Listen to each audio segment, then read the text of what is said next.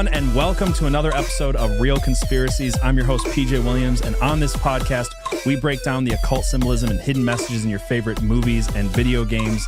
And today, joining me is a very special guest. You guys can follow him on YouTube and Instagram and all that stuff, where he makes great content under the name JT Follows JC. So welcome to the podcast, JT. How you doing, man? I'm doing well. Thanks for having me on. This is kind of my cup of tea, because this is a lot of the early content I made was like breaking down symbolism in the movie. So I love this stuff. Yeah, and I think that's probably how I originally found you. It might have been some of your Marvel breakdowns. I'm kind of a Marvel nerd myself. At least up to, I don't know. I mean, I don't know how you feel about this, but up to phase 3, I was totally into it. And then everything since then has been hard for me to watch. Are you saying you're not a fan of the MCU? Is what not was a fan being labeled? of the MCU. I was on a podcast 2 years ago where I was the cultural correspondence role, right? And I actually had to watch all of She-Hulk and report, and report on how the episodes were. That was the most painful bit of research I've probably ever done for a podcast. I don't know if you avoided She-Hulk, but... No, I kind of did. I think I have watched a few movies after like Infinity War. Mm-hmm. But I mean, I think for the most part, I think, a lot of us who read comic books back in the day, I remember the Infinity Gauntlet series and I really liked it. And I did kind of think, well, there's really not anything bigger than this, at least as far as, my age range when I would have been reading comic books. I'm kind of thinking like that was kind of like the pinnacle. And I think people are looking at it now as like, there's really not a lot of places to go. And obviously you kill off some of the major heroes. And then, it's just like it really is like the direction, like they're just trying to light money on fire because like if your audience likes this, like, why are you trying to give them something different than that? It's like, like at this point, it's pretty well, like there's so much evidence that this is the direction, people don't like it. And then it's like, it's kind of almost like still like, well, you better like it because we're going to give you a lot more of it. And that's kind of the direction that Disney's gone with everything. And I just, it's just like, it's crazy. Cause like you buy, you buy these properties that for like, like Star Wars, it's like you bought that property and then you really just tanked it. Like it's kind of unbelievable. It at least like the only silver lining of hope I see in all this is at some point that is not going to work. At some point they're going to burn enough money that they're going to go, what do people actually want to see? And we got to start making that again. Like they're going to have to, I think. Well, it's like, well, it's funny. I remember even like the Infinity War, the Infinity Gauntlet series in the comic books. My brother really liked the Silver Surfer. Mm-hmm. And so like that was kind of the real lead into that series. And I remember being like a little bit like, oh, that kind of sucks that he's not in the MCU. That like he was a big part of that series. And then so like they said, okay, well the Disney bought Fantastic Four, and everyone's like, oh, cool. So maybe they can bring the Silver Surfer in there. It's like, we're gonna do that, but we're gonna make him a her, right? And it's like, oh my god, like why? Like, you know what I mean? It's kind of like why, like why do you got to do that? And they're saying, oh, well, don't worry, because there's actually an alternate universe, so we're actually really not stepping on the original character in the comic books. And it's like, yeah, the comic books have been out for a long time, and they've done every weird story, but you don't have to focus on the weird stuff they've done. You can focus on the classic stuff they've done. It's like, it really is. It's sort of amazing. It's like you buy these certain franchises, and everyone, you know what the fans liked. You just play the greatest hits from the comic books, right? Wouldn't that be kind of easy to do? It would be. They're already written. Money, and exactly. I don't know. It seems at some point that there are so many ideologues in Hollywood, and then on top of that, there's so many.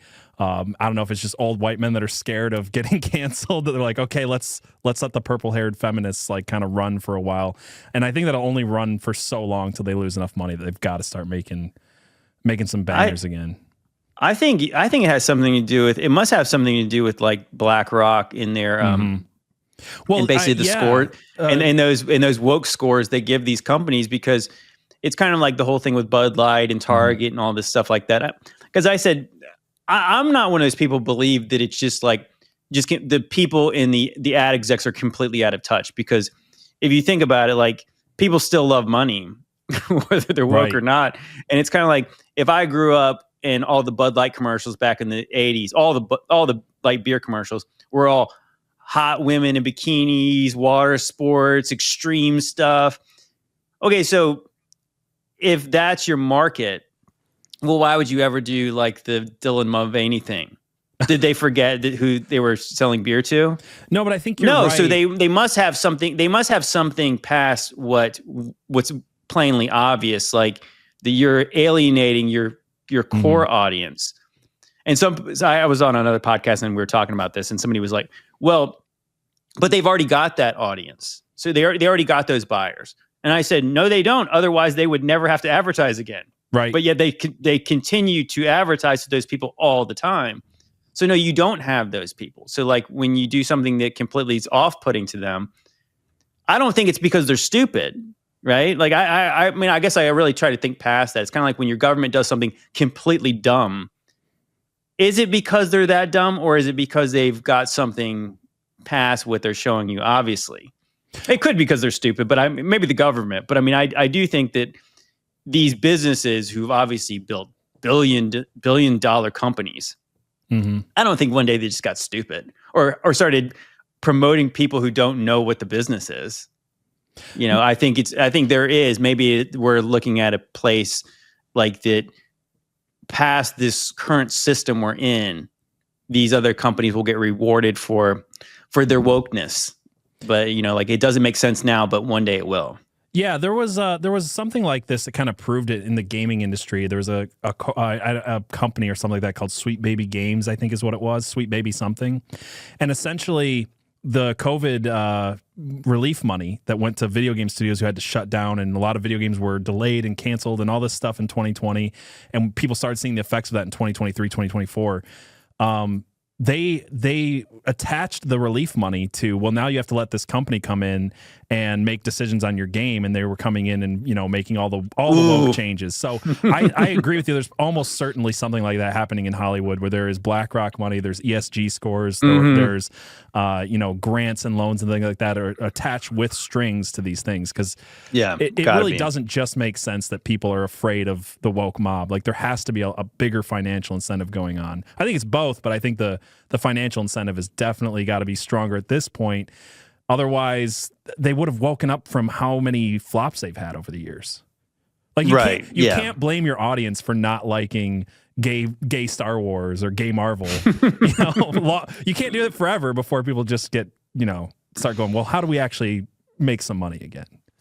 Yeah. I mean, I think maybe one day they'll change, but it kind of reminds me. I just was talking about on my podcast the other day. There's this clip from, I think it was like Brian Callen talking to Rogan about how Uber's lost money for like forever. And most people don't know that they've lost like, I think upwards of like $15 billion since they've been a company. And most people would be like, that's insane. Like Uber seems really successful. Like, so what's wrong? It's like, they're willing to lose money because they have this goal at the end of it to have a foothold on the market for autonomous cars. And so they're losing money now, but one day they're going to be kind of like corner the market in this certain industry. Right. So it's not because they're stupid, it's because they can lose money. Like normal companies could not lose that much money and still survive. But obviously, when you're losing that much money, it's obviously very high places that could there's only people who could afford to lose that kind of money. So obviously, then you talk about corporations like Disney and Anheuser-Busch and people like that, Victoria's Secret, these staple companies. Well, they can afford to lose a little bit of money right now because they're not dumb. Like, you know, it's kind of like in the same way that you go back to like, what's that movie, The Big Short? Yeah. Is that what it? Yeah, The Big Short. It's like Steve Carell's character's thinking, all these guys are idiots on Wall Street. And it's like, then one day he realized, no, they weren't stupid. They knew that they were going to get bailed out. Yep. And he's like, okay. You know, like, so I think maybe that's a situation here where it's like, they can completely just tank everything, tank the whole economy, and they'll get golden parachutes and they'll get bailed out by Congress at the end of it. Maybe that's what they're all looking for. Yeah, exactly. It's kind of the same as how you wonder why these giant corporations, you know, people running them like Jeff Bezos, are asking for bigger corporate taxes, and that's because they can afford the corporate tax, and the little guy can't. So even though they're going to pay more now, they're going to have no competition, become a bigger monopoly tomorrow. So yeah, it's there's always a financial incentive to these things. Yeah. I know we got a little bit off on a rabbit trail there, but it was a little bit. But. It's good. I love it. You know what? It was funny because we started talking about Marvel, and I reached out to you, and I was talking to Paul Stobbs. I just had him on to do Smile, and he's like, "Have you ever talked to JT?" And I'm like, "I have. We've never been able to do a podcast together. It just hasn't happened yet."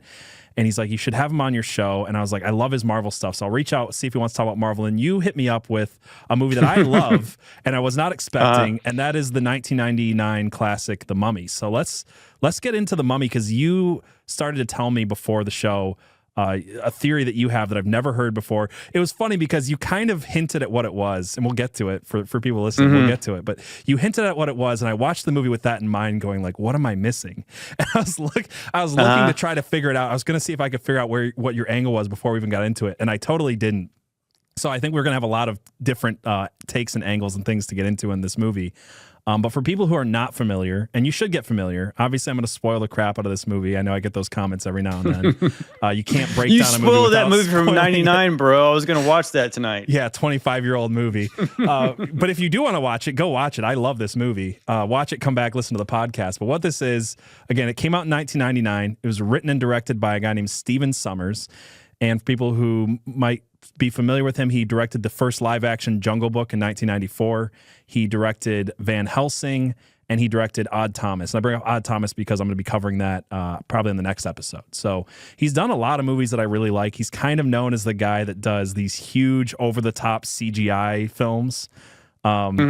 The Mummy was, I mean, if you've seen The Mummy, obviously, it, for its time especially, was like an intense amount of CGI. It was like talked about a lot for just how much CGI, and some of it didn't age well because, again, it's 25 years old. But I rewatched it again this morning, and I thought, with the fact that it's the 90s in mind, it really did pull off a lot of this really well. There's a lot of mixing of like real sets and CGI, and some of it you can tell in other parts it's definitely done better. This movie stars Brenden Frasier and Rachel Weisz, and it's a remake. We were talking about remakes. It's actually a remake of the 1932 film of the same name.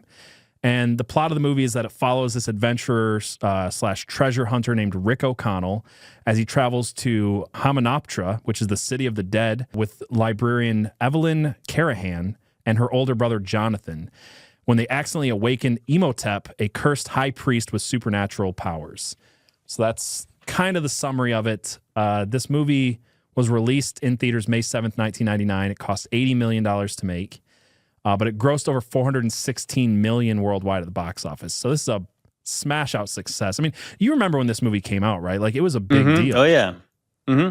Yeah, it was fun. I mean, I think that's, if you watch a movie like that, it's a little bit campy, but I think it's kind of campy on purpose because it's like, it's meant to be a big fun blockbuster. And I think that, I don't know that they make movies like that anymore. It was kind of like, it's obviously Brenden Frasier's character is some version of Indiana Jones.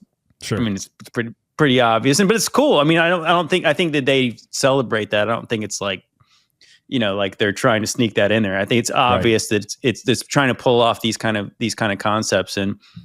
But yeah, he was, you know, that was peak Brenden Frasier. Obviously everyone liked him there. He's coming off like, movies like Encino Man. I was going to say George of the Jungle is what they say is the reason he picked him for this movie, which is not the movie I would have assumed that you're like, that's the movie. That's what tells me I want Brenden Frasier. But I mean, I like George of the Jungle as a kid, you know, is what it is.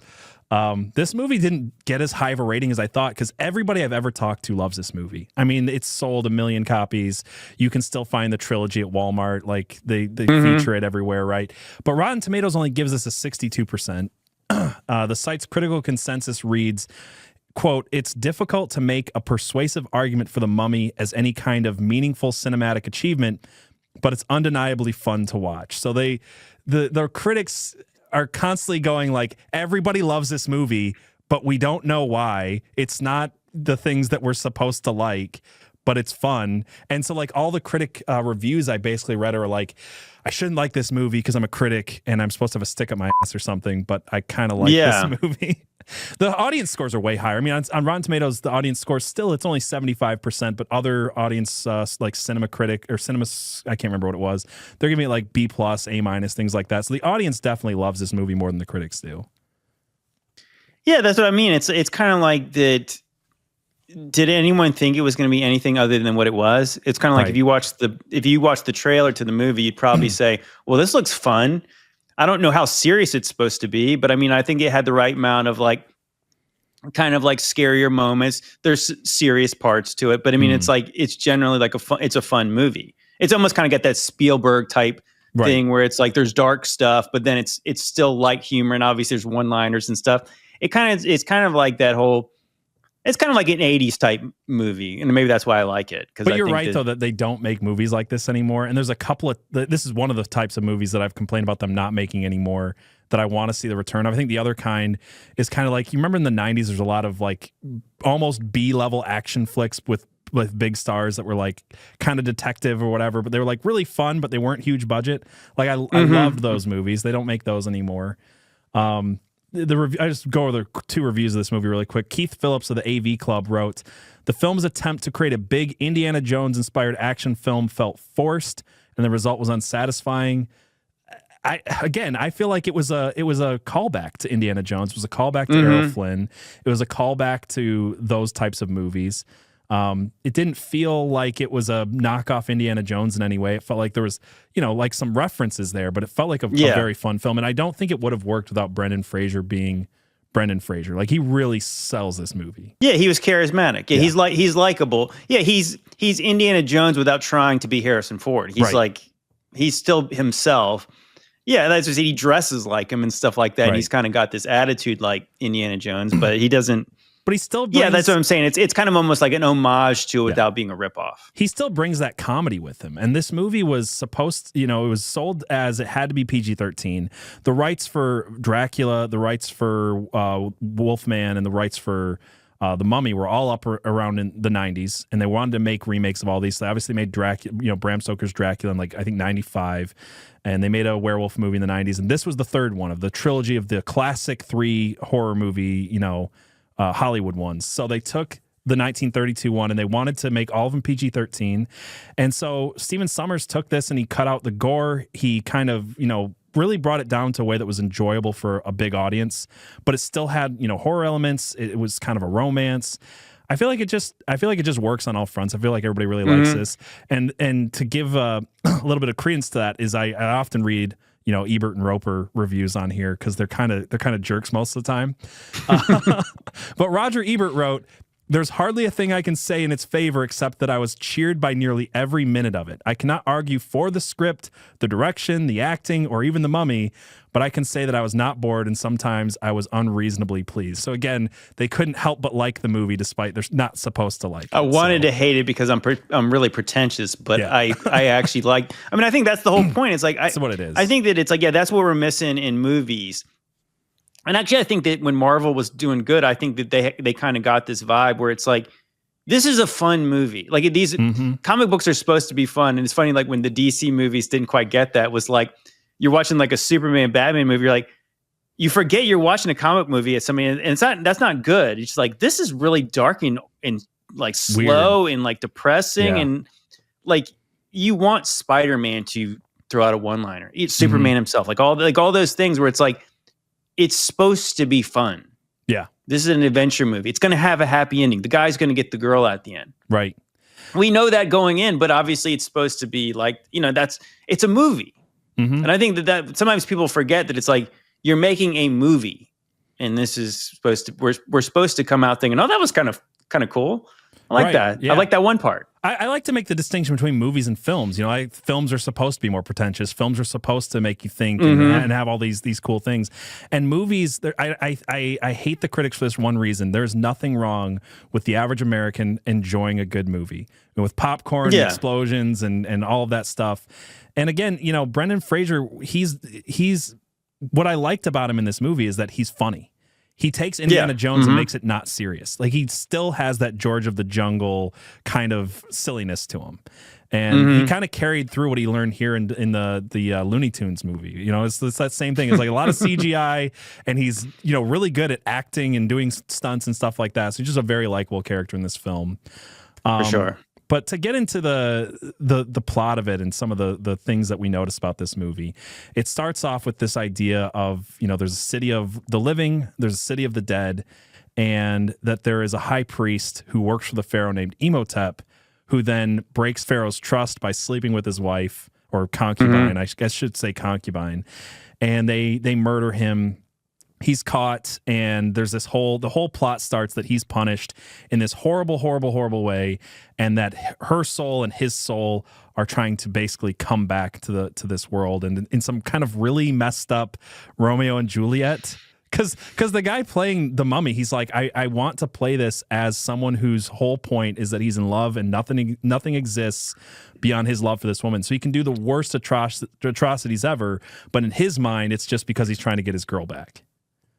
Yeah. Yeah. No, yeah. I mean, yeah, there is definitely the Romeo and Juliet vibes. Romeo and Juliet vibes. Yeah, with the whole, like, she, you know, puts the dagger in herself before all the stuff, and then obviously then he's mummified alive as like the worst punishment you could possibly do to somebody because of what they did to the pharaoh.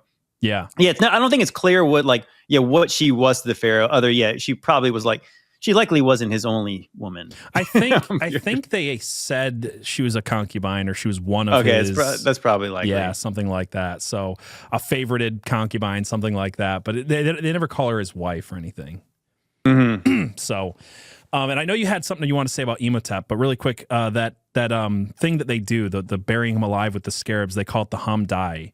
And in the script for this movie, they say that not only is he supposed to be eaten alive by these scarabs, but the point was, because again, some of this is in the script that doesn't make it to the film, but they were going to explain it further, that what the reason it was so bad is that he was going to get eaten alive by them, then he was going to get hungry and eat them. So it was like this perpetually long, messed up cycle of life. You know what I mean? So it's like they're eating him, he's eating them. Neither one of them can really die, and it goes on for eternity. And, you know, the scarab beetle in itself is kind of featured prominently in this movie. And the scarab beetle in Egypt mythology and again in this movie are both representing the same thing. They symbolize rebirth and immortality. So you've got that kind of Egyptian symbolism there. And I started to take this. I want to set you up for what you were telling me about. I started to take this and look at Imhotep. Because there's a really interesting thing that I noticed going on with Imhotep and the Madjai, which is the basically the bodyguards of Pharaoh that stuck around forever, and they've got all those tattoos on their faces. And when I started to look into Imhotep, it pointed out, a lot of articles like to point out that this movie calls him a priest. And then they say, well, he's not a priest. We know who Imhotep is. He's a real guy. He was a builder. And they say that he's famous for designing the step pyramids. He's considered the first guy to do that and beginning the whole pyramid construction in Egypt, which is a lot of speculation, and I think you and me both have different takes on the origins of the pyramids anyway. And I know you've covered some of that in your Decoding Babylon. So it's kind of one of those things. It's like the academics say it, they go with it, they run with it, and it becomes fact. But when I looked a little bit further into Imhotep, I found out that other historians were calling him the first Renaissance man. They said he was a Renaissance man before the Renaissance because he was a priest, an architect, an engineer, and a physician. He was all of these things. So he was much greater than that. And that maybe the pyramid link is kind of not, it's kind of suspicious anyway. But I wanted to say, so you found something different about Imhotep. So I wanted to say all that to set you up with what you were telling me before the show.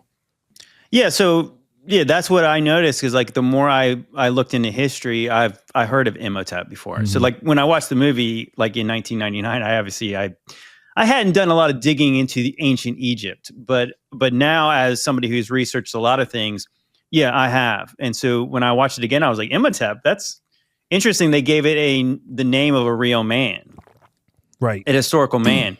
And it's kind of like they're not really trying to say it's actually him, because the historical Imhotep was actually considered later to be a god by the Egyptians. Right. So that's what we're told anyways.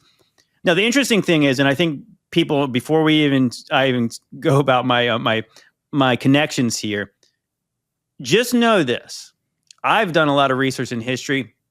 Whatever timeline you think you know or think you've heard, the timelines are completely jacked up with our history. I mean, I said I could go on to a long spiel about this, but before you say, "Oh, well, my theory could not be correct because the timelines are off," we're just going to compare things, and we're going to say, obviously, this is a story, and this can be compared to a couple real historical figures. Now, the interesting thing is, researchers have connected Imhotep potentially with a biblical character, a biblical man, a famous one, Joeseph.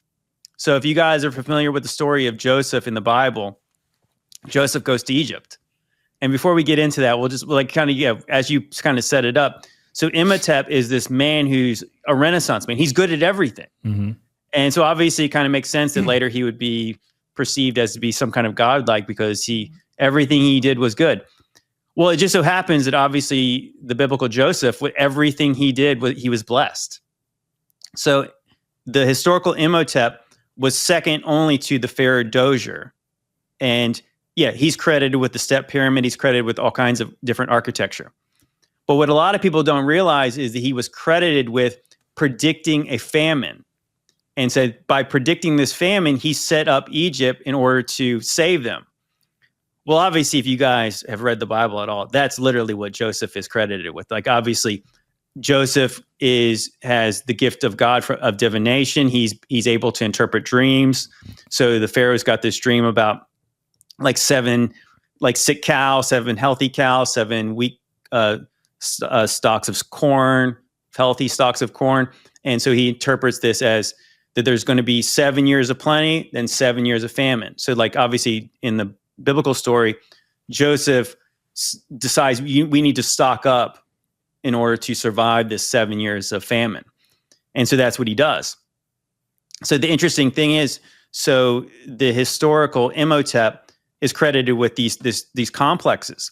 Well, this complex he's credited with actually have these giant pits where they would have stored grain.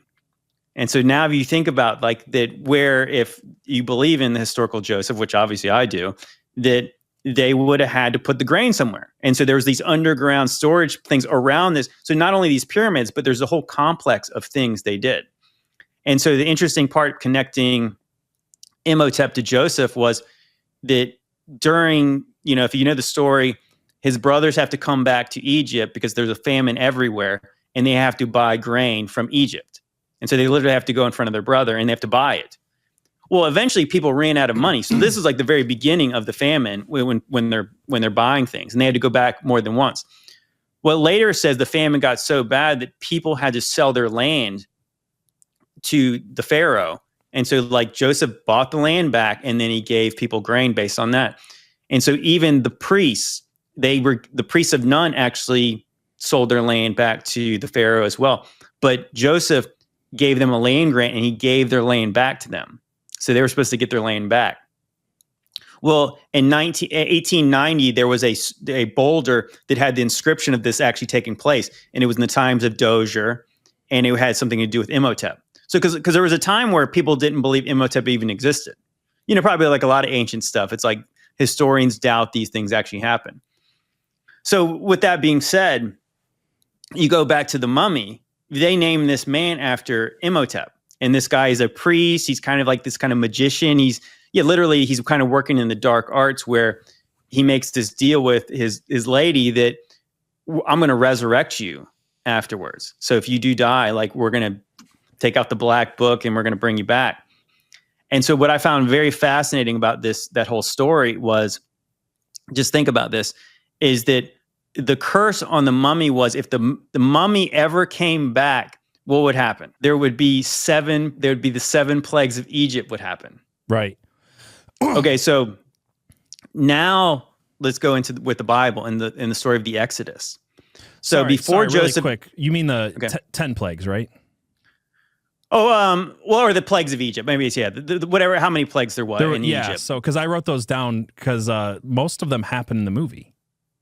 Right. No. Well, I mean, I should have said 7 plagues. I don't know why I said that. I guess I was maybe I'm getting the seven plagues or 7 years of famine. No, I wasn't trying to cut you off. I knew someone in the comments would be it's 10 plagues, and they would go oh crazy. Yeah. So, anyways, so when the mummy is released, the plague it brings back the plagues of Egypt. Yes. Okay. So what's very interesting is when Joseph dies, And the thing, he's like, obviously he's buried. So Joseph and the people of Israel, the family of Israel, they stay in Egypt. And obviously, I forgot, I should say that the interesting comparisons also of Imhotep and Joeseph were both of them historically were not from Egypt, but they were elevated to the number 2 position in all of Egypt. Right. So, so again, there's that comparison. So obviously after that, the Israelites become, after obviously this generation dies, they become under slavery in Egypt. Okay, so then you go back into the times of Moses, is the time of the Exodus. And obviously that's the story of the plagues of Egypt. So it's interesting. So when the Imhotep is released, that's what happens. So the very interesting part about the story of the Exodus is after the Pharaoh finally lets Moses, the God's people go, Joseph made them promise that he would take his bones out of Egypt and bring it back to the land of Canaan. Right. So obviously Joseph, being a very high-ranking person in Egypt, he would have been mummified. So the Bible says take his bones back, but if he was a mummy, they would have been taking his mummy back. So literally during the times of the plagues of Egypt, the Israelites dug Joseph up and brought his bones, brought his mummy into the land of Israel. And that's literally when all the plagues would have been happening. It's so and crazy. I made that and I started to think about that connection. It's like, so obviously when there's a scene where Imhotep, when he's partially brought back, there's the one kind of real sleazy guy who's like Benny, praying Benny. and he's praying in all the different languages and eventually starts praying in Hebrew. And Imhotep stops and he was going to kill him and he doesn't. And he says, that's the language of the slaves. And he saves him and he's his partner at that point. Yeah, I was so curious what to make of that scene, because you're right. He brings up the Christian cross at first, and then he brings up, I think I wrote this in my notes somewhere. One of the things he brings up is a Buddha. One of them's a Islam symbol, and the last one's the Star of David, and he's praying in Hebrew, and that's when Imhotep's like, hold on, I can use this guy. Yeah. He decided to save him at that point. And so, but yeah, I mean, when I look at that thing, and of course I'm the one of people who don't really believe in coincidences, I was like, so he's related to Joseph, and literally it has the plagues happen right when he's released as a mummy. It's like, that's literally like the story of the Bible, but no one would ever really make that connection. And interestingly enough, that the names we would have for Egypt, even the name Egypt, the people from Egypt did not call themselves Egyptian. We know their names by the Greeks. The Greeks called them Egyptians. So the Greeks, obviously, we got like, kind of like a lot of the language came from Greek and Latin. So there would be no J in that language. So even the name Imhotep, Joseph would have started with an I back in the day, however he would have said it. So it would be more similar to Imhotep than you think. Like, so his name's Joseph. It would have been started with like Iosif, or I don't even exactly know how they would have pronounced it, but it would have been similar to the Egyptian name Imhotep. That is wild. I wonder how cognizant of this connection they were when they made this, because the other thing that definitely links it to Joseph in my mind is, Joseph was thrown into prison for a while because he was accused of sleeping with the Pharaoh's wife, was he not? Right. Yeah. He was not the Pharaoh. He was in charge. Yeah. He was in charge in a very mighty man's house in Egypt, and he did not sleep with the head guy's lady. Right. But she said he did. And so that got him thrown into prison. Yeah. So, I mean, it's at least another interesting connection there. Yeah. I mean, obviously, so this guy gets in prison because he slept with the head guy's lady. It wasn't the Pharaoh, but Potiphar was, I can't remember exactly what his duty was, they say in the Bible, but yeah, like he was obviously a very important man in Egypt. So it's kind of like that, all those things together. It's like, does anybody else really think that's a coincidence? I mean, I think most people would never make the connection between Imhotep and Joseph, but yeah, historians have, some have. Obviously, I think mainstream historians would never say that because they don't like to put the Bible on that kind of level where like it's real history. But yeah, I think that the people in Hollywood who, are certain ethnicity, they might know who Joseph is. Right. True. And also mainstream historians still say that a bunch of slaves drug these giant blocks out in the middle of the desert and just stacked them on top of each other perfectly. So, well, interestingly enough, and people say that, and of course, I did a documentary with my buddy called Ancient Angels, and some people, that's kind of a thing that might have you been learned from like early Hollywood is that the Israelite slaves built pyramids. Mm-hmm. Well, you know what? That's the interesting thing is they might have been able to build something like Dozier's pyramid because it's a step pyramid and it's made of like bricks. But the old like the Giza Plateau, when you have like Khufu's pyramid and the other pyramids, those are limestone. Mm-hmm. So it mentions in the Bible that during the Exodus that the Israelites had to bake bricks. So like that was one of the early plagues, or that was one of the early issues when Moses came to have, Pharaoh let the people go. He's like, I'm going to make it harder on them. I'm not going to give them straw to make their bricks anymore. Mm-hmm. So we already know that like they weren't making like Khufu's pyramid, bricks, right? Because they were stones. They weren't right. Those pyramids were not made of bricks. Well, I mean, it's my belief that those pyramids, I forgot the one we were just talking about, but the step pyramid that supposedly Imhotep had made, that's all possible that it was made in his time. And again, it would have been made in Joseph's time.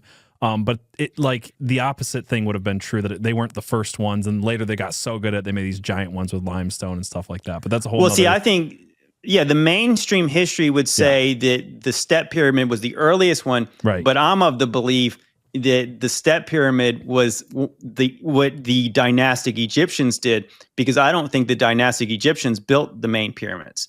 Right. Because it's kind of like that's the kind of Graham Hancock thing, and I've talked to a lot of these people, and in fact, there's pottery that kind of proves this anyway. There's pottery that's so advanced that they can find in the pyramids that they know is impossible to make. Yet people were trying to make that pottery, and it got worse over time. So it's kind of the same. If you take that where you can date these pots to a certain age and they were perfect, and they got worse, it's kind of the same case they're making with the pyramids. Right. So like the reason people believe they could do things before that they couldn't do later on. Yeah. Yeah. The reason people think that it was Khufu's pyramid because there was some kind of inscription outside the pyramid, but there's nothing written about him on the inside. I always bring up the point of like, there's this really interesting place called the Serapeum. And it's this kind of underground place, and it's got these gigantic sarcophaguses, like these giant boxes. I guess we don't really know what they were used for, but they're granite boxes that I think they're over 100 tons. Like the lids are like 30 tons. Some of them maybe even 70 tons. And they're like, kind of like laser precision. They're polished granite. And then sometimes there's hieroglyphs on them. And the hieroglyphs are not straight. Right. They literally look like somebody took like a nail and scratched them on. And so somebody said, well, obviously the people who did those made those boxes. And I would say, no. Because if you could make a box like that, I know that the hieroglyphs would match the accuracy of everything. And I think that's the whole thing. It's like that a later society would see the pyramids, and they likely could have, congregated there, and they made their civilization. They tried to probably even replicate some of the things they saw. Right. And not to say they weren't advanced for their time, but the pyramids, again, like they're an enigma to lots of us. Is like we don't really know how they did it. I mean, I'm not telling people I know how they did it. I don't buy that they used copper tools that were literally softer than the stones they were cutting. Right. Yeah, I don't make sense of that. I don't find that very convincing. Yeah, no, I agree. And I think that whole thing, again, I never would have made that connection between Joeseph and Imhotep. Where I was going with it, originally I was looking into more of the Madjai, which are these guys who, and I might be saying that wrong. According to like the Wikipedias about this movie, they spell it Medjai. But I found that there's a real group of these guys. So in the movie, there's these 10 dudes in black that are constantly watching over the city of the dead, right? And their job, they come in and they kind of mess things up. And their whole job is to keep people from going in and basically releasing Imhotep. And I found out that there is a Madjai. I don't know. I think it's Madjai. I think Madjai. I mean, Madjai is what it definitely sounds like. I think it's something along those lines, right? And I found out that they were real. They were a nomadic tribe of protectors and enforcers. They were kind of like the original. They eventually became the bodyguards of Pharaoh. But when you read about these guys, they kind of sound like the judges in the Bible, where like they would kind of roam around and dispense justice when they felt like it was right to do so, right? And what I noticed is, to get into a little bit of symbolism, in the movie, they sport a very familiar symbol, and this is the symbol that they all have tattooed on their wrists. So if you're... okay. So those are the guys who are trying to protect the city of the dead, and they do not want the mummy to be dug up. Right. Yeah. And for people who are listening to this, it's the all-seeing eye in a pyramid with snakes. It's pretty overt symbolism as far as, like some kind of Illuminati symbolism going on there. And what I was wondering is if this group, because again, I didn't know the Madjai, or however they say it, Madjai or whatever, existed. But I did know the story of the Order of the Assassins, the Hashashim. Are you familiar with this at all? Oh, yeah, for sure. Mm-hmm. Yeah, so the Hashashim were this mystic order that was born out of Islam. They separated from Islam supposedly due to theological and political differences, and this is where we get the word assassin. So it's kind of a longer thing. I'm not going to go into like all the Hashashim, but essentially the name kind of derives from they had this one prophet, and the story goes that he would get them high on hashish. And he would take them out to an oasis in the desert when they were high, and he would be like, this is heaven and only I can get you here.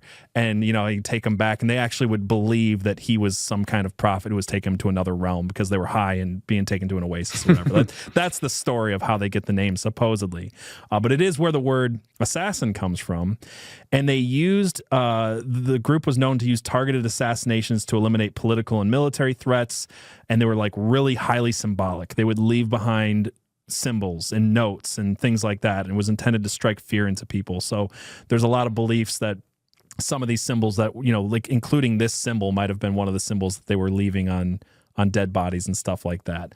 So there's other beliefs, and again, this is kind of a different episode, but I'm just going to give a brief summary of it. There's some beliefs that they were protecting the ancient Egyptian mystery schools, that eventually things like the Illuminati, things like the Freemasons would be born out of. And in fact, historically, we know that they had run-ins with the Knights Templar during the Crusades in the Holy Lands. And this is literally where the idea of the Assassin's Creed games comes from, is the fight between the Templars, the Knights Templar, and the Assassins, the Hashashin.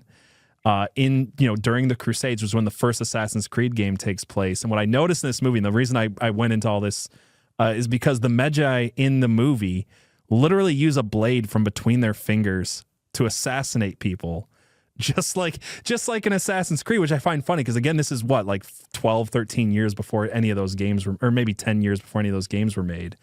So I wondered if there was like some kind of connection back there to like this ancient order, that maybe the Madjai and the Hashashin were like one and the same. I don't know if you had any thoughts on that, if you've ever kind of come across that stuff. Oh, yeah. I mean, I've read a lot of stuff about the Illuminati and the roots and stuff like that. And it's interesting, like that. Yeah, the Assassins and then like the Templars were seen as some kind of like rivals, but I don't think that they were. I think that was. Well, I think that's what they were told. The theory that I was kind of hinting at. Yeah. Yeah, because I think what a lot of people believe is these mystery schools are all kind of related in a certain kind of way. And it's like, so the Templars were used, they were kind of like bodyguards and protection.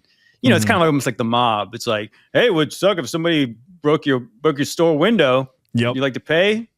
So like if you don't pay for protection, then right. Likely the same people who promise you protection are the people who are going to do the bad things to you.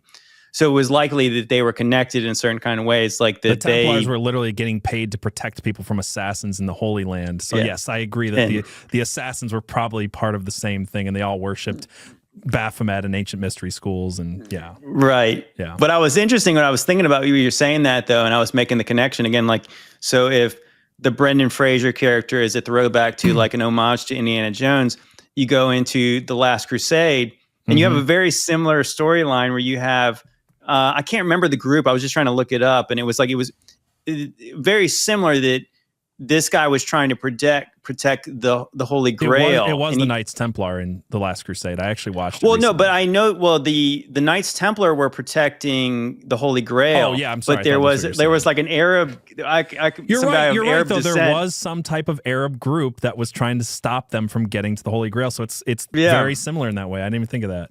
It's like the exact same thing. Yeah, it's like, so that one part, like if you remember, great movie, Last Crusade, Indiana Jones is like they're in Venice and they're going through, like, they're on the boats, and like, yeah, there's this group of like Arabs attack them. Yeah. Yeah. And they have a special tattoo. Again, I can't remember. I can't remember exactly what the tattoo looked like, but yeah, they're trying to kill Indiana Jones because they don't want him to get close to the Grail because he's not worthy. Right. And yeah, so it's the exact same thing. It's like, it is funny to see in these movies, like they do reveal these kinds of truth. And it's like, yeah, the relics in the Indiana Jones movies are either stuff straight from the Bible, they're Egyptian, like, so obviously this kind of stuff just lines right up with the exact same thing. Right. Yeah. Yeah. No, that's a good point. I didn't even think about The Last Crusade, so you brought that up, but you're right. It's the same exact thing. Another one that comes up in this movie, another kind of big part of this movie, focuses around not just the city of the dead and the city of life, which I find interesting, but then there's the book of the dead. And so I looked into this, if there was an actual like Egyptian book of the dead. Apparently it's a real thing. It's a collection of religious writings that they said would serve as a guide for the deceased to navigate the afterlife. So it was literally a book of spells, and they would put the book of spells inside of sarcophagus of the rich enough, people who were rich enough to have a sarcophagus, and that it was supposed to help them navigate the afterlife. So the whole concept of the book of the dead is real. And then what I found is that, for a long time, there have been pieces, decrepit pieces found here, found there. Nobody's really got a full one until like the end of last year. And I got this TikTok I got to play where they're talking about, it's Inside Edition, talking about how they found an intact scroll. It's like 42 feet long. And it's like the first like fully intact like Book of the Dead like this movie's based on. A well-preserved copy of the Book of the Dead was just uncovered in Egypt. Don't open the f***ing book.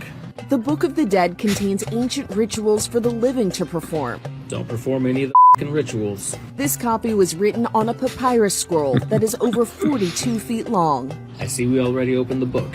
Along with the Book of the Dead, the Egyptian government says archaeologists have uncovered ornaments. Don't touch the f***ing ornaments. Amulets. Don't touch the f***ing amulets. And decorations that don't move the f***ing decorations. Date back to the New Kingdom period of the pharaohs. You're joking, right? That you've moved everything. Stone coffins were uncovered in a cemetery. Don't open the f***ing coffins. And significantly, researchers say 2 wooden coffins were found, inscribed with women's names. Don't read those names aloud.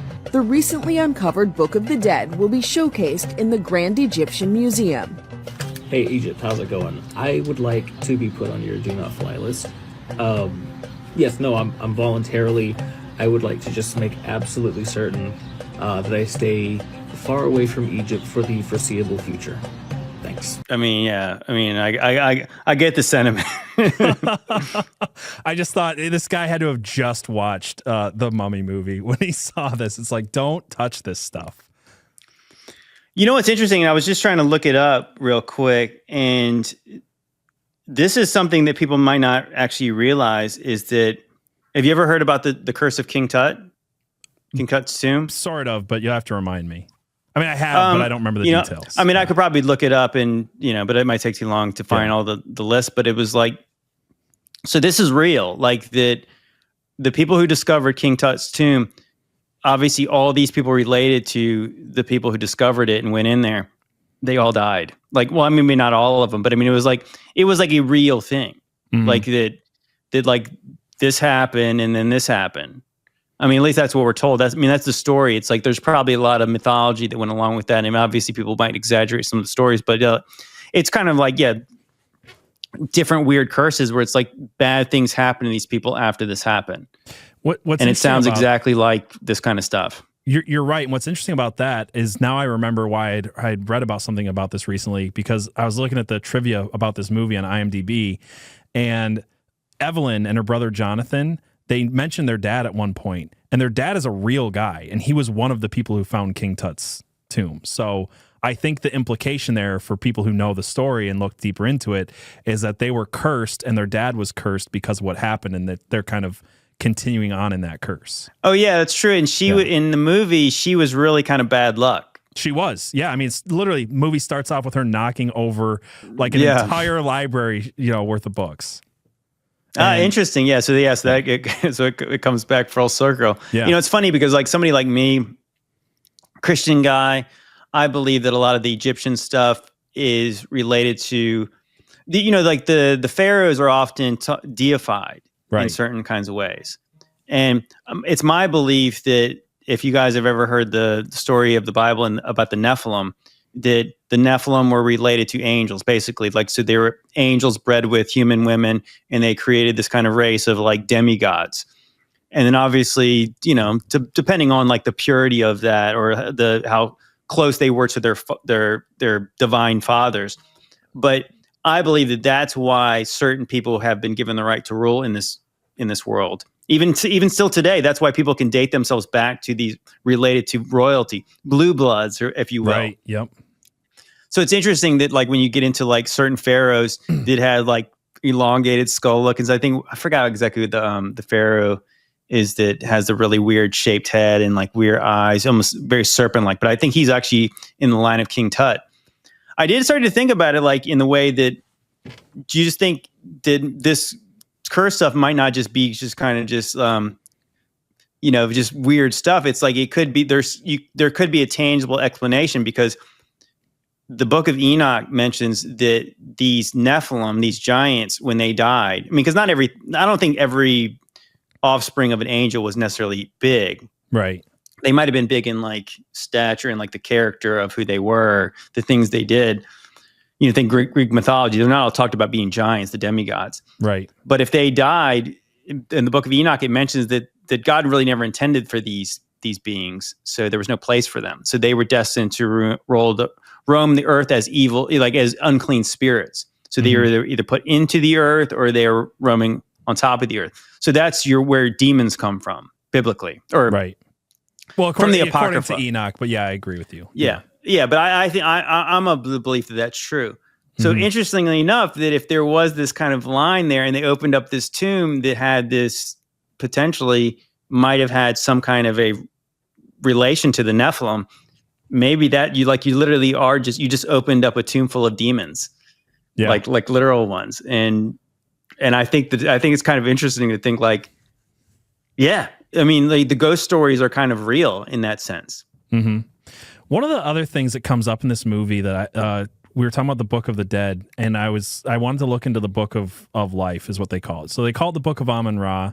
Amun-Ra is a real thing. They call him the creator deity, essentially. It's two different deities mixed together, but in Egyptian mythology, that's who created everything, including themselves. So like, that's the only really other time you get something that created from nothing, essentially, right? Is in this idea of Amun-Ra, and they call the book that they use to defeat the Book of Death the Book of Life. And I'm not saying this movie like has a Christian message or overtone or anything like that, but I do find it funny that even in this mythology of this movie, which is steeped in pagan ancient Egyptian mythology, I just like the idea of the way that to defeat hell and death and all that stuff is literally found in the Book of Life, which is talked about in the Bible and in Revelation and stuff like that. So it was something I wanted to throw in there because I was curious about this director, and this is just complete hypothesizing here. But this director, he made a couple of really huge movies that people really liked, and then he kind of just disappeared. And his last movie he made is the movie I'm going to be covering next, Odd Thomas, which is an overtly Christian film. And the last thing I could find on this guy, I mean, he disappeared off the face of the earth. Like, the last thing I could find on this guy is that he was teaching like a class at a Christian college. So I don't know if there's like some message he was putting in there with that, and it just kind of seeped through into his movies until he made Odd Thomas, which is a much more, overtly Christian film, and then Hollywood just kind of rejected him. That's my theory, but I just couldn't find enough on Stephen Sommers post 2013 to like even know what his beliefs are. But I kind of wondered that as I was looking at it through that lens, if there might be something like that in there. Well, that's interesting you say that, because the way I would have viewed this movie, based on, like, obviously, if you turn Joeseph into a bad guy, I would say that's kind of an inverted biblical narrative. I agree with you on that. It's an inverted. Oh, no. What I'm saying is, I'm not saying like that eventually wasn't right, but it's like what I've noticed from Hollywood, particularly in the Marvel movies, and obviously if I'll have to come back on and we can break some of those down. Sure. They have a Gnostic message. Yes. And so the Gnostics had some kind of inverted hermeneutic where, like, the creator God, as we would know him, basically imprisoned our divine spirits in a physical matter. And so like the goal of like Lucifer, the light bearer, is trying to free us from our physical prison. Yep. So it makes sense that you would have, again, you take Joeseph, he really did nothing wrong. I mean, like, obviously he's one of the few people in the Bible that basically there's no sins talked about the things that he did. He never did anything bad. I mean, I'm not saying he was sinless, but like the Bible never mentions any bad things he did.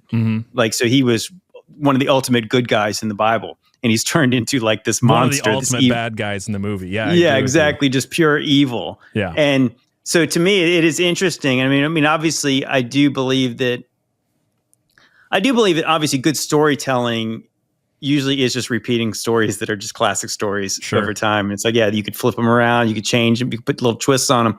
But yeah, I think that's interesting, because I do think that like certain stories do resonate with us because there is like something about them that are, there's something true about them. That's what I always say to people is like, sometimes even when it's the most, person who hates God is making a story, they're telling that if they want the story to be good, they have to tell something true, and truth always leads back to Christ. So I always like, I think that sometimes even in the stories that have that, where maybe it's taking the biblical idea and the good guys in the Bible and flipping on its head, at the end of the day, there's still something true in the idea that the book of life defeats the book of death kind of thing. Like, I like that imagery, even if the movie's definitely not pushing a Christian message or anything like that. I found that kind of interesting. Right, light. Yeah, it mentions in 1 John that it mentions the Gospel of John in chapter 1. It mentions that light has come into the world and the darkness will not overcome it. Like the light is going to shine in the darkness. Right. So yeah, so that is a good message. I mean, I do think that like maybe one day we'll have to talk about it. You've probably already talked about like the Matrix. I did. Matrix, cover the Matrix. It's people are always confused about like where they would always everyone would like.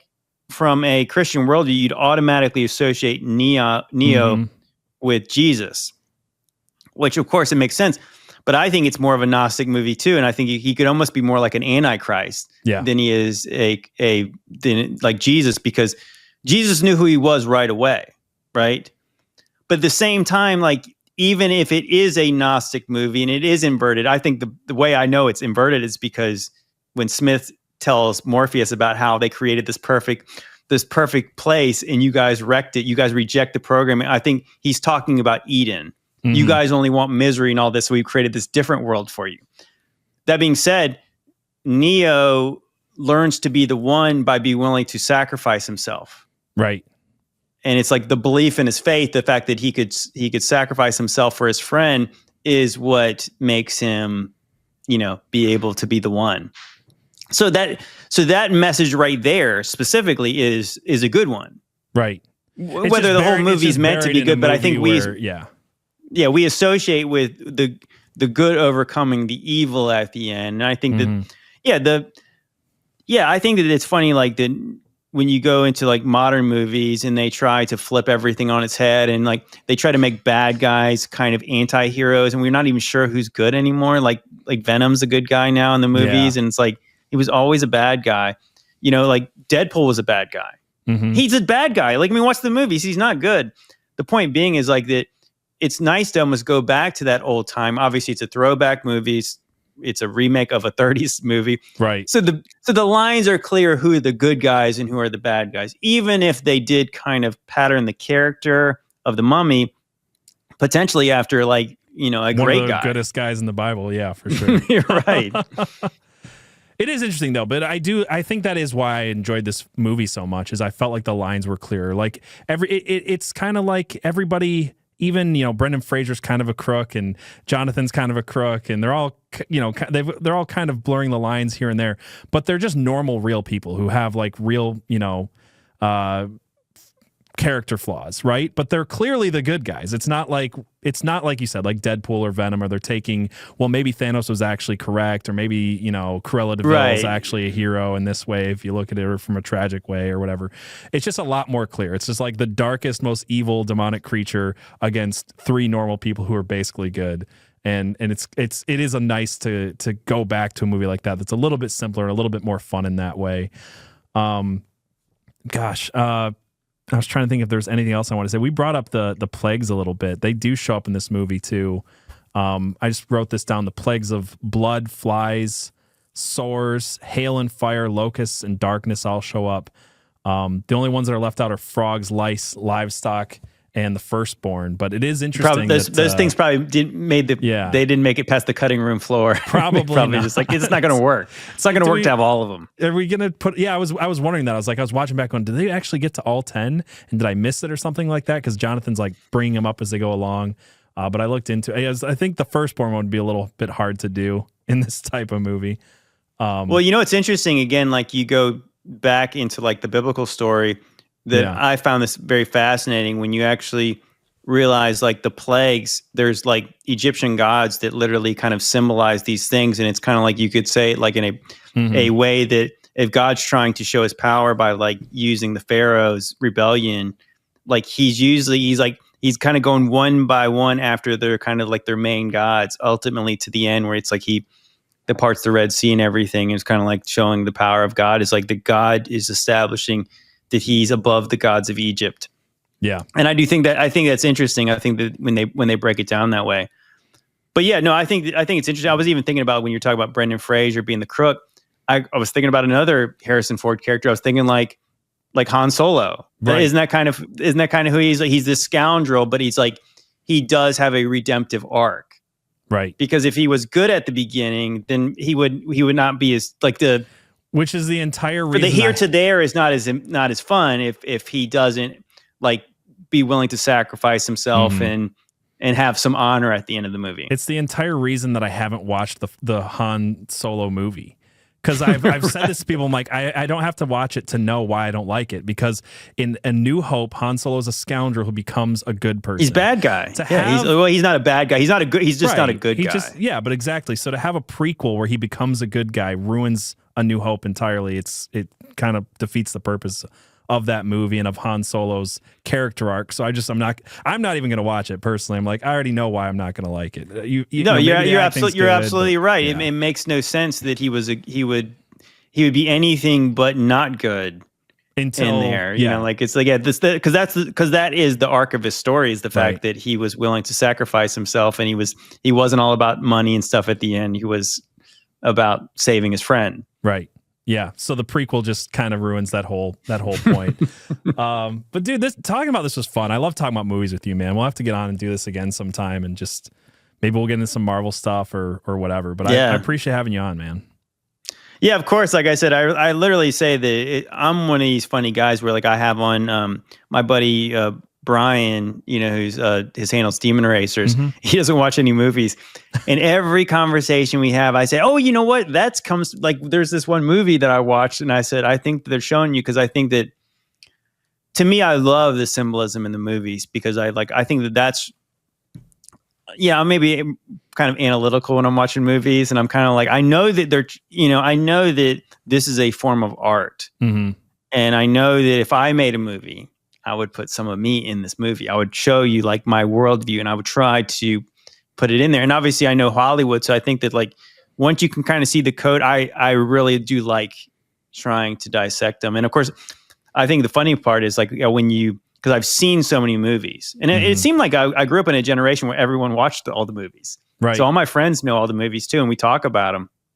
And so to be able to look backwards at movies I saw, and obviously with different eyes and things like that, I said, to me, I love doing this kind of stuff. So anytime you want to have me come on, talk about whatever, if any movie I've ever seen, we can talk about. Absolutely, man. I'm the same way. My wife hates it. I'm extremely analytical, and everybody asks me, does this ruin movies for you? I'm like, it's just like when I was in college and I took film classes and I started studying film. I started seeing how the camera moved. I started understanding how everything behind the scenes was going on, and I actually just appreciated the movies more. And now I'm looking at them for the symbolism, and I'm looking at like entertainment. How it's made, and then the symbolism. But I'm still enjoying the movies. It's all sure. There's a lot of evil and there's propaganda and stuff like that. But I think that dissecting and understanding the propaganda helps you to understand, how they're trying to affect you, how they're trying to manipulate you. And then at the end of the day, you can get past the propaganda, get past the manipulation, and kind of just enjoy the movies again. That's just the way that I look at it. So no, I'm the exact same way. Because I kind of appreciate a good story. I think it's funny because like I can actually, even like be less bored in bad movies because I'm trying to I mean, it's like, so I'm kind of entertained regardless. Yeah. And if a movie's good, it's good. You know, like I do like movies, so I'll be able to see that. But yeah, overall, it's like I enjoy watching. It's even funny you're talking about being in film class. So my buddy and I, Brian, as I mentioned, we did this movie called Ancient Angels, and it was like a documentary type movie. But it was funny. We were like worrying about the lighting and stuff like that, and the camera thing. And I remember being like, you know, there's a big thing about like the hair light. And I started, after my wife and I, we were like lighting the thing. We were like watching, oh, look at the lights are there. We can kind of see where the lights are. And it's funny like to see it, like watching it from a different way. But right. Yeah, I mean, I do like to do this. And I do think that I like subtlety and I like to be able to identify it. So yeah, regardless, I think I can enjoy movies, even bad ones sometimes now. I agree. I'm a big B horror movie fan. JT, let people know where they can find you. They should definitely watch your documentary. I've watched it. I've recommended it before. I've talked to Brian. He's also great. So where can people find you? Oh, awesome. Yeah. Yeah, I mean, so, you know, I go by JT Follows JC on pretty much most apps. Obviously, I do my majority of the podcast on YouTube, but you can follow me on Instagram, as PJ said. I'm on Instagram. I'm also on YouTube. Well, I said YouTube, Rumble, TikTok, Facebook. You know, if you find me on basically on any one of my apps, I have a link tree, and you can kind of follow me on, you know, on everything from there. But yeah, and obviously I did a documentary movie called Ancient Angels, and yeah, so if you guys are into like a kind of a different view of like the ancient alien theory, this is a more of a biblical spiritual worldview, and if you guys like that kind of thing, you guys will enjoy that movie. Absolutely. Go check it out. I will put all the descriptions in all the links in the description, not the descriptions in the links. That makes no sense. I'll put all of your links in the description. Thank you guys for watching. And until next time, keep it real.